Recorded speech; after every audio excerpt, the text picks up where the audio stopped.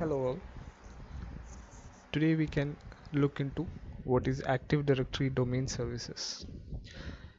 Basically, Active Directory Domain Service is a user management service.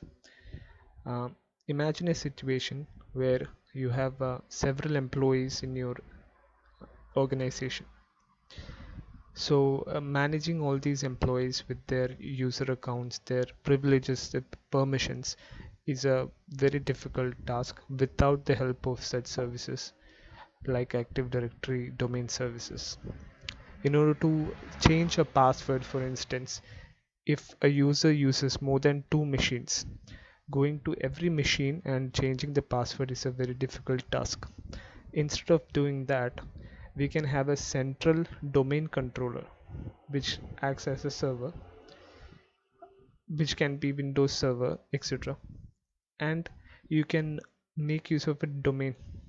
Domain is nothing but a network of controlled computers, and all the users and all the user devices are within this domain, and it is controlled by a domain controller, so that every user, the permissions that are allowed for every user, every um, user within a group, etc., can be controlled using a domain controller.